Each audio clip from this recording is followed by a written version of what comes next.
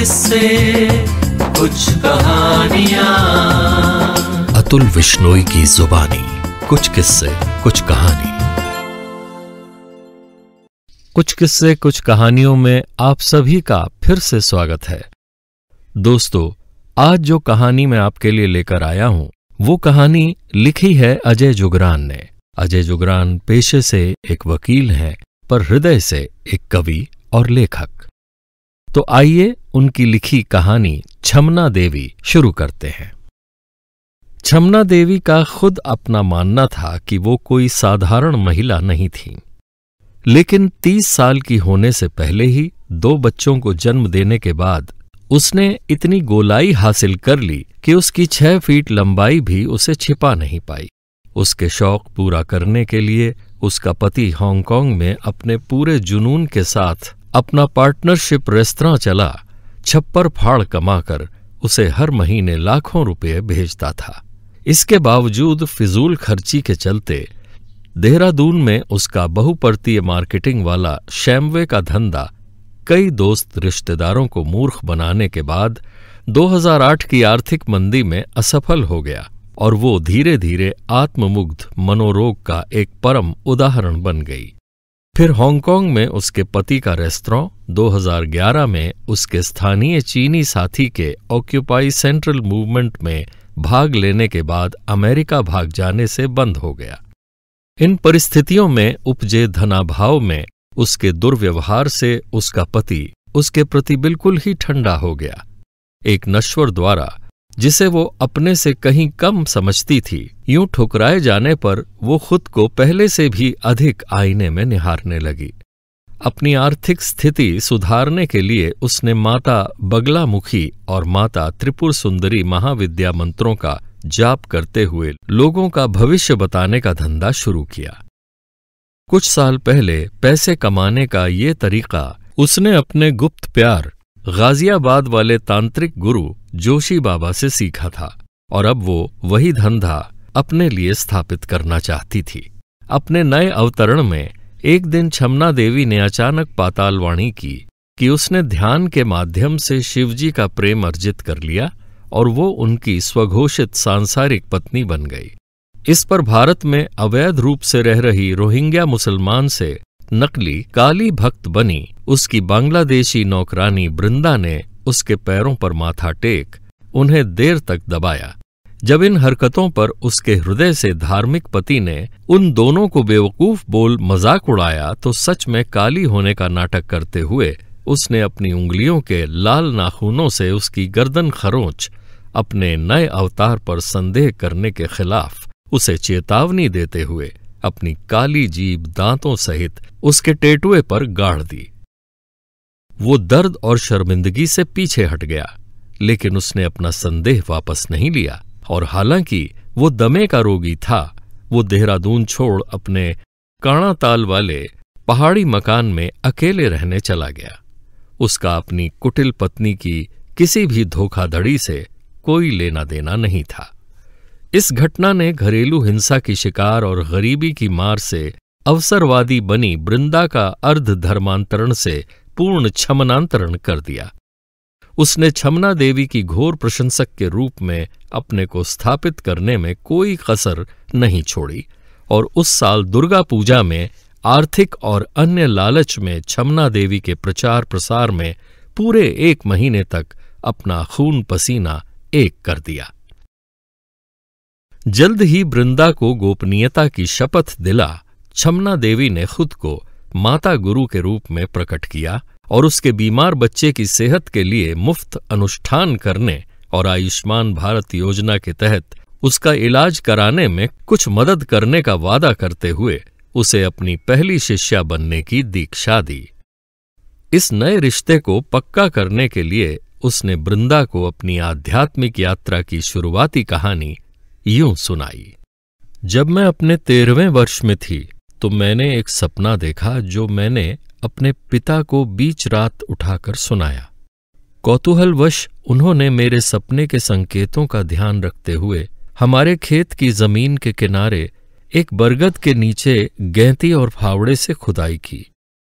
खुदाई के 10-15 मिनट के भीतर ही उन्हें चांदी की एक चमकदार तलवार अपनी नोक पर खड़ी घूमती मिली। उस पर संस्कृत में कुछ मंत्र लिखे हुए थे। वो उनकी पकड़ में नहीं आई, लेकिन मेरे हाथों में अपने आप ही आ गई। तब से वो तलवार मेरे कब्जे में है और वही मेरी आध्यात्मिक शक्तियों का स्रोत है।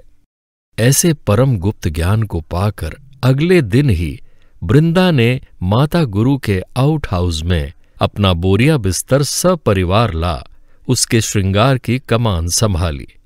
वो हर सुबह माता गुरु के स्नान के बाद उसे दर्पणों से भरे एक बंद कमरे में बैठा उसे लाल, नारंगी या पीले रंग की साड़ियों में लपेट, उसके लंबे बालों को खोल और पाट, उसकी मांग को सिंदूर से भर, उसके होठों और नाखूनों को चमकते धातु रंगों में रंग, उसे नई नवेली दुल्हन के जैसे सोने के गहने पहना, उसकी आंखों पर झिलमिलाता काजल और माथे पर एक बड़ी लाल बिंदी लगा देती।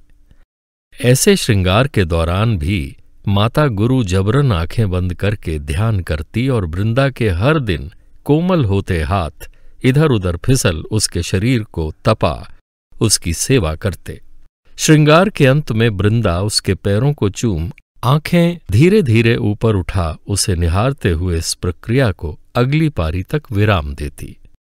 हालांकि बृंदा की श्रृंगार सेवा उसे रोज रूप की रानी चोरों का राजा फिल्म वाले अमरीश पुरी का महिला संस्करण बना देती, उसकी भक्ति ने माता गुरु को आध्यात्मिक व्यवसाय में और गहरी छलांग लगाने के लिए आवश्यक आत्मविश्वास का सबसे बड़ा इंजेक्शन दिया। शिव जी के लिए खुद को शुद्ध करने की आड़ में उसने शेप में वापस आने के लिए कम कैलोरी वाले असफल उपवास किए और अपने घर के सबसे ऊपर बने अंधेरे प्रार्थना कक्ष में अग्नि अनुष्ठानों का अभ्यास किया।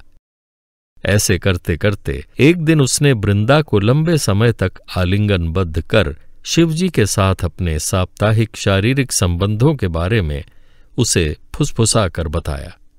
उसने बताया कि शिवजी उसे वाराणसी के श्मशान घाटों से निकली और गंगा जल से धुली राख से स्नान करा, फिर उससे अंग अंग प्यार करते हैं। उसने बताया कि वो उनकी ऊर्जा से गर्भवती थी और 9 साल में महाशिवरात्रि पर उसे इस ऊर्जा को शिशु रूप में जन्म देना है। फलस्वरूप उसके स्तन अभी से अमर दूध से भरने लगे थे। उसकी बाहों में बृंदा ने खुद को वांछित महसूस कर उस दूध की कई अदृश्य बूंदें पीं, शिवजी की प्रेम लहरों का आनंद लिया। बृंदा के लिए इतना सब अपने पेट में अंदर रख पाने के लिए बहुत अधिक था। उसने एक एक करके आस पड़ोस की मेम साहिबाओं और उनकी नौकरानियों को गोपनीयता की शपथ दिलाई और उन्हें माता गुरु के शिव जी के साथ संबंधों के बारे में बताया। उसने इस कहानी में यह सुझाव देकर उसे अलंकृत किया कि शिवजी ने उसकी मैडम जी को भक्तों की इच्छाओं को पूरा करने के साथ साथ मात्र आंखों में आंखें डाल आस्तिक लोगों के मन में उनकी समस्याओं का समाधान सुझाने की शक्ति प्रदान की है। इन लोगों ने और लोगों की तरह इसी तरह ये कहानी बताई और जल्द ही निसंतान दंपतियों, नपुंसक पुरुषों, रजोनिवृत्त महिलाओं और अपराधियों और राजनेताओं का माता गुरु के दरबार में उसका आशीर्वाद पाने के लिए तांता लग गया।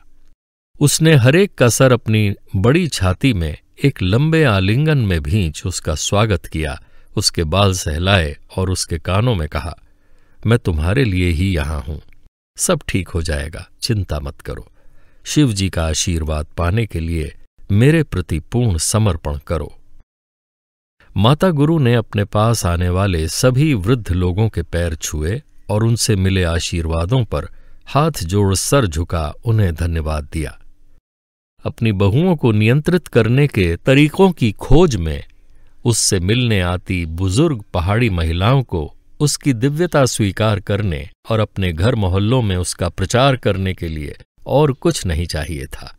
नतीजतन कुछ ही महीनों के भीतर ही उसका लकड़ी का सिंहासन पहले पीतल में और फिर चांदी पर सोने की पॉलिश चढ़ा बदल गया। भक्तों के इस झुंड को बनाए रखने के लिए उसने एक कहानी फैलाई कि जो लोग उस पर शक करते हैं या उसे छोड़ देते हैं, उनके साथ इतना बुरा होता है कि वे खून के आंसू रोते हैं। उसने उदाहरण के तौर पर अपने पति की बिगड़ती सेहत का हवाला दिया। माता गुरु ने जल्द ही महसूस किया कि पहाड़ी लोगों को उल्लू बनाना तो बहुत आसान था, लेकिन उन सीमित साधन वाले लोगों को ज्यादा निचोड़ा नहीं जा सकता था। दूसरी ओर देहरादून में रहने वाले काफी मैदानी या गैर पहाड़ी लोग बहुत समृद्ध थे। उनमें भी काफी बीमार, दुखी और परेशान समाधान, मुक्ति या मोक्ष की तलाश में थे।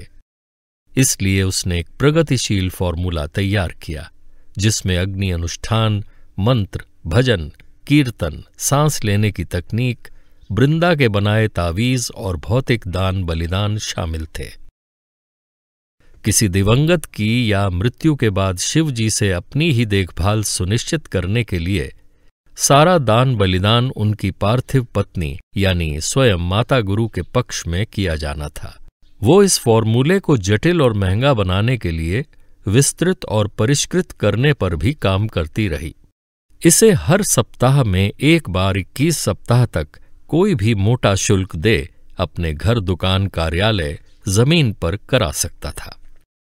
अब हर सामान्य बात के होने न होने की 50% संभावना तो होती है, सो उसके अनुष्ठानों के बाद जिनका काम वैसे भी होना था वो हुआ, पर उन्होंने उसका बखान कर माता गुरु के नाम को जंगल की आग की तरह फैलाया। एक महिला तांत्रिक सबको और सभी कुछ ठीक करने के लिए शहर में थी। जल्द ही ऐसी बातचीत में छिपी सुझाव शक्ति के चलते अनुरोधों की बाढ़ आ गई। अब वो इधर उधर अपनी छवि बनाने के लिए स्वेच्छा अनुदान भी देने लगी। उत्तराखंड, हिमाचल, असम, गुजरात और अन्य जगहों पर प्रसिद्ध मंदिरों में विशेष प्रयोजन के लिए अनुष्ठानों का आयोजन किया जाने लगा। अनुरोधकर्ताओं ने उसके सभी खर्चों का भार उठाया, उसे एक विशेष शुल्क दे 5 सितारा होटलों और रिजॉर्ट्स में रखा और कई उपहार दिए। वे सभी दर्द, पीड़ा और अधिक परिश्रम, प्रतीक्षा के बिना एक कोमल, सदा उत्तरोत्तर अविलंब सफलता पथ के उसके वादे पर पूर्ण विश्वास करते थे। कई लोगों ने उसके अग्नि अनुष्ठानों के दौरान अपने को हल्का महसूस किया और उसने उनके लिए आग की लपटों में संकेत और आंकड़े देखने का दावा किया। लेकिन उस कुटिल चतुर ने इन सब की खुले तौर पर व्याख्या नहीं की और अपनी हर भविष्यवाणी को हां और ना के बीच संभावना क्षेत्र में रखा। जब उसके किसी अनुष्ठान से कोई सकारात्मक परिणाम नहीं निकलता तो वो कहती कि कुछ कमी रह गई होगी और फिर उससे भी महंगे अनुष्ठानों का सुझाव देती। जब इस सब के बाद भी कुछ ठीक न होता तो वो पिछले जन्म के कर्मों पर दोष दे दावा करती कि उसके बताए तप त्याग के माध्यम से ये सुनिश्चित किया जा सकता है कि वर्तमान में विफल लग रहे हवन पूजन का लाभ अगले जन्म में उपलब्ध हो। दूसरी ओर अगर उसके भक्तों के साथ उसके अनुष्ठानों के बाद कुछ भी सकारात्मक हो जाता, भले ही वो स्वाभाविक हो या संभावित, तो वो बड़ी बेशर्मी से उसका श्रेय ले और चढ़ावा मांग लेती। इस बीच अपने पिता के काणा ताल में रहने और मां के अथाह पैसे कमाई अभियान के लिए घर से लंबी अनुपस्थितियों का लाभ उठाते हुए उसके बेटे और बेटी ने अपने अपने भोग व्यवहार में पारस्परिक सुविधाजनक संतुलन स्थापित किया। औसत फोटोग्राफर राहुल ने घर में कपड़े उतारने के विभिन्न चरणों में शौकिया स्थानीय मॉडलों की पोर्टफोलियो की शूटिंग शुरू कर दी।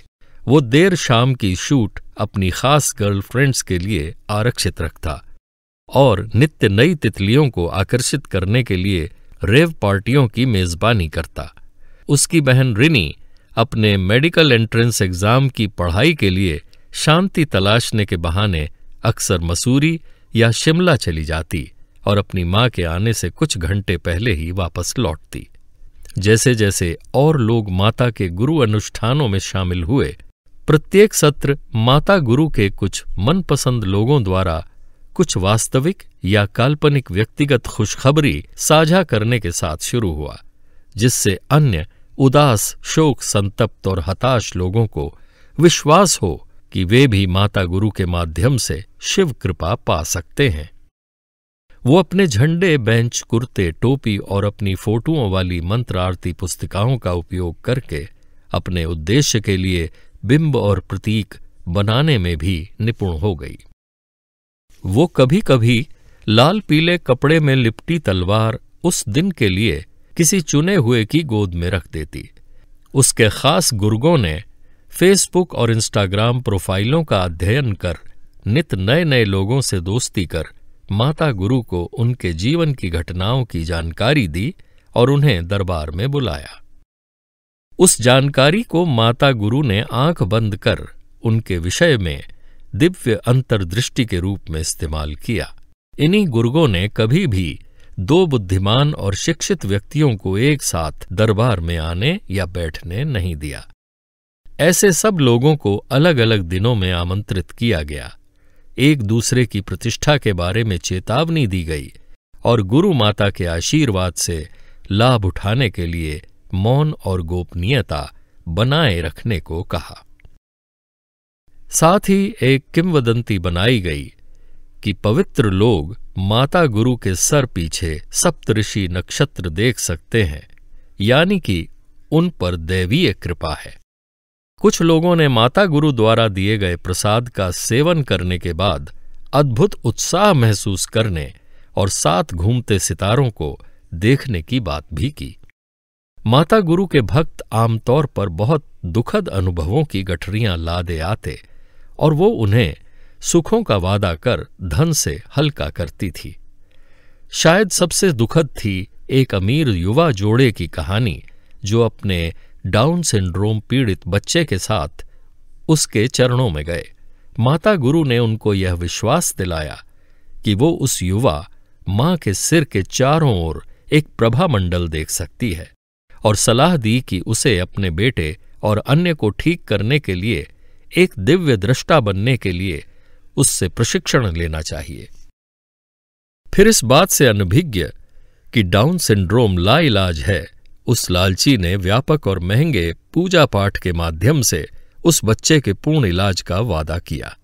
महीनों हवन पर हवन और लाखों की बर्बादी के बाद जब बच्चे की तबीयत लगातार बिगड़ती रही तो उसने इसके लिए आधुनिक दवाओं को जिम्मेदार ठहरा उस दंपत्ति की बच्चे की दवा बंद कर उसकी खुराक बदल 1 महीने बाद लौटने को कहा। वे उसकी सलाह मान गए, लेकिन फिर अगले महीने उसके जाल में नहीं लौटे। उसने उन्हें कई अनुत्तरित फोन किए और फिर एक ध्वनि मेल छोड़कर उन्हें बताया कि कैसे उसने अपनी साधना में उनके बेटे को अच्छे स्वास्थ्य में अपनी ओर दौड़ते हुए देखा। उसे नहीं मालूम था कि उस मूर्ख युवा जोड़े ने तो उसके निर्देशों का पालन कर अपने बच्चे को 1 महीने पहले ही खो दिया था।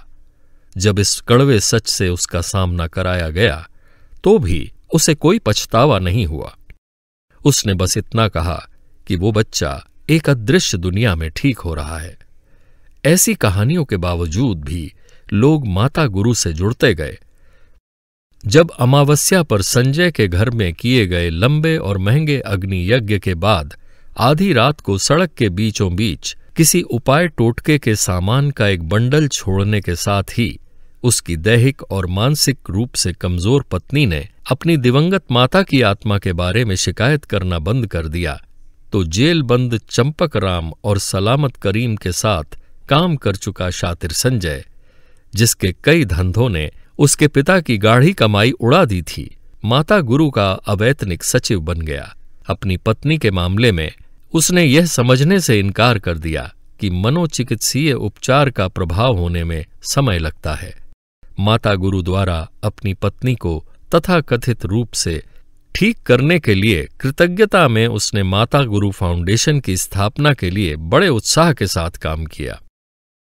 वो निराश महिलाओं का शोषण करने में माहिर था और माता गुरु आश्रम के लिए जमीन खरीदने और उस पर मंदिर बनाने के नाम पर ऐसी महिलाओं से उसने खूब धन उगाही की। उसने एक विधवा से उसके दिवंगत पति की पैतृक संपत्ति की अदालती मामलों में फंसी 5 एकड़ जमीन को माता गुरु के आशीर्वाद से छुड़वाने का वादा किया और एवज में पहले ही उसकी 1 एकड़ साफ सुथरी जमीन फाउंडेशन को दान करवा दी। उस विधवा ने एक एक करके मुकद्दमों के साथ साथ संजय के साथ जुड़कर अपनी प्रतिष्ठा खो दी। हर समय माता गुरु के मंच को, अपनी महत्वाकांक्षाओं को साकार करने के लिए तैयार संजय ने अपनी अध्यक्षता में आस पड़ोस में सामूहिक धार्मिक कार्यक्रम करवा और स्लम क्षेत्रों में सामूहिक दान शिविर लगवा उन्हें मीडिया द्वारा खूब बढ़ा चढ़ाकर रिपोर्ट करवाया।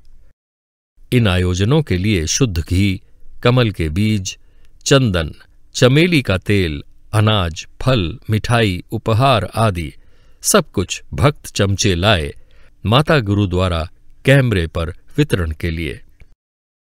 संजय ने उसके जन्मदिन, मातृत्व दिवस और ज्ञानोदय दिवस के उत्सवों की भी शुरुआत की, जिन्हें चुने हुए शिष्यों द्वारा आयोजित करा उपहार इकट्ठा करने के अवसरों के रूप में इस्तेमाल किया गया।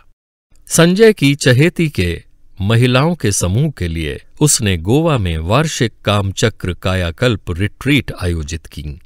इस रिट्रीट को माता गुरु द्वारा दिल से आशीर्वाद दिया गया और गुप्त रूप से संजय द्वारा प्रमोट किया गया।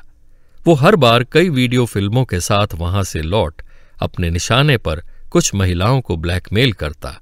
इनमें से कुछ महिलाओं के कामचक्र को फिर से जीवंत करने वाला और ध्यान के बाद धीरे धीरे उनके बदन पर लौटने वाला सांप उनके बिस्तरों और होटलों के कमरों में संजय के रूप में फुफकारा।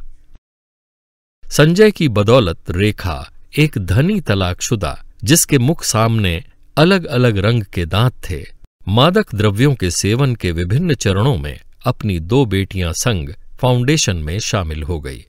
इन लड़कियों का नशा छुड़ाने के लिए अपनी पूजा में माता गुरु एक मेंढक की तरह उछल कूद बैठक के दौरान अपने हाथों की मदद से खुद को ऊपर उठा, अपनी बिंदी फैला, अपने बालों को बेतहाशा घुमा चिल्लाई कि रेखा की बड़ी बेटी आसानी से ठीक नहीं होगी और उसकी छोटी बेटी के लिए भी साल भर मंत्र सुरक्षा अनुष्ठान करने की आवश्यकता होगी। उसके मुख्य शिष्यों ने संकेत समझ हा हा ही हू कर उनकी ही तरह का नाटकीय प्रदर्शन किया। संजय वहां हंसने, रोने और बेकाबू होकर जमीन पर लौटने लगा, लेकिन उन लोगों पर नजर रखे जो माता गुरु के नाटक का अनुकरण नहीं कर रहे थे। कुछ ही मिनटों में उसने ऐसी 2 महिलाओं को बुलाया और घोषित किया कि वे शुद्ध आत्माएं हैं जो माता गुरु के बगल में बैठने योग्य हैं। ऐसे सामूहिक उन्माद को देखते हुए रेखा ने माता गुरु की महंगी रस्मों की महीनों तक चलने वाली मांग को पूरा किया और इस प्रक्रिया में अपनी किट्टी पार्टी समूह से कुछ और परेशान आत्माओं को झुंड में शामिल होने के लिए प्रेरित किया। रेखा की परिचित एक तलाकशुदा लड़की सुषमा, जो लगभग 35 वर्ष की आयु की एक पार्ट टाइम नर्स थी, माता गुरु के जाल में फंस गई। वो अपने हिंसक नशेड़ी बाप की वजह से दोबारा शादी कर उसके घर से निकलने के लिए बेताब थी। उसका बाप उसे अपने पति को छोड़ देने पर लगातार परेशान करता था, क्योंकि वो उसके हर शाम शराब पीने वाले साथी का बेटा था। माता गुरु ने महसूस किया कि सुषमा धन का स्रोत नहीं हो सकती, इसलिए उसने सेवा के बदले में कृपा प्राप्त करने के लिए खुद को वृंदा की तरह तैयार करने के लिए हर सुबह आने और अपने प्रार्थना कक्ष को साफ करने और फिर शाम ध्यान लगाने के लिए अपने अस्पताल से छुट्टी के बाद वापस आने को कहा। इस बेचारी ने 1 साल तक वही किया जो उसे बताया गया, लेकिन उसकी इच्छा पूरी होने के बजाय उसके कामों की सूची माता गुरु की मालिश और श्रृंगार तक फैल गई। कई पढ़े लिखे लोग भी फंसे माता गुरु के चंगुल में, इस बात से अनभिज्ञ कि उसका अति सुखवादी नाविक बेटा माता गुरु की बेटी रिनी को अपनी 9वीं गंभीर प्रेमिका के रूप में डेट कर रहा है। एक सेवानिवृत्त एडमिरल की पत्नी अपने शराबी पति से तंग आ माता गुरु की शरण में आई। बेटे के व्यवहार में अचानक अपने प्रति कुछ संवेदन देख शीघ्र ही श्रीमती एडमिरल ने माता गुरु को दुबई और टोक्यो में अपने अमीर लेकिन निजी जीवन में परेशान भाइयों से परिचित करवाया। बेटे के व्यवहार में अचानक अपने प्रति कुछ संवेदन देख शीघ्र ही श्रीमती एडमिरल ने माता गुरु का दुबई और टोक्यो में अपने अमीर लेकिन निजी जीवन में परेशान भाइयों से परिचय करवाया। उन्होंने न केवल माता गुरु की विदेश यात्राओं के लिए भुगतान किया, पर उसकी इतनी विलासितापूर्ण मेजबानी भी की कि माता गुरु वैसी ही भौतिक समृद्धि के लिए तड़प गईं। ऐसी लालसा लोलुपता में माता गुरु ने आध्यात्म की आड़ में अपने लेन देन और जमीनों के व्यवसाय का 8 वर्षों तक लगातार तेज गति से बड़ा विस्तार किया। वो अब अपने दाहिने हाथ को अभय मुद्रा में उठा और अपने बाएं हाथ में एक सुनहरी छड़ी तिरछी पकड़ सिंहासन पर बैठने लगी। उसके प्रार्थना कक्ष की दीवारों पर अब उसके पैरों में लौट रहे महत्वपूर्ण धनी और शक्तिशाली लोगों के फोटो लगे। आम और इन लोगों से उसने जो पैसा कमाया, उसमें से उसने स्थानीय नेताओं को थोड़ा दान दिया, थोड़ा ब्याज पर उधार दिया और अधिक पैसा बनाने के लिए अपने संपत्ति दलाल भतीजे के माध्यम से जमीनों में लगा दिया। उसने इस तरह एक भूमि बैंक बनाने का प्रयास किया और आगे और अधिक दान मिल जाने की अपेक्षा में इधर उधर खूब निवेश किया। जब कभी दान कम पड़ जाता तो वो अपने भक्त चमचों और अन्य लोगों से ब्याज पर पैसा उधार ले लेती। इस तरह माता गुरु के लिए सब कुछ टनाटन चल रहा था। लेकिन फिर उनकी दिव्य गर्भावस्था के 9वें वर्ष यानी 2020 में चीनी वायरस आ गया और उनका दान दक्षिणा की उगाही और उधारी से जमीनों की खरीद फरोख्त का बिजनेस मॉडल तालाबंदी के आर्थिक दबाव में काम न कर सका। उसके चेले चपाटे उसकी जीवन शैली और गतिविधियों का समर्थन करने के लिए न खुद पैसा दे पाए और न ही नए मुर्गे बकरे पकड़ ला सके। अब वो उधारी वापस करने या उन जमीनों की किस्तों का भुगतान करने में असमर्थ थी जिनके लिए वो बयाना दे चुकी थी। स्वयं को डूबने से बचाने के लिए संघर्ष करते हुए उसके लेनदारों ने उससे अपने पैसे वापस मांगे। उसने बार बार वादा किया लेकिन उधारी चुकाने में विफल रही।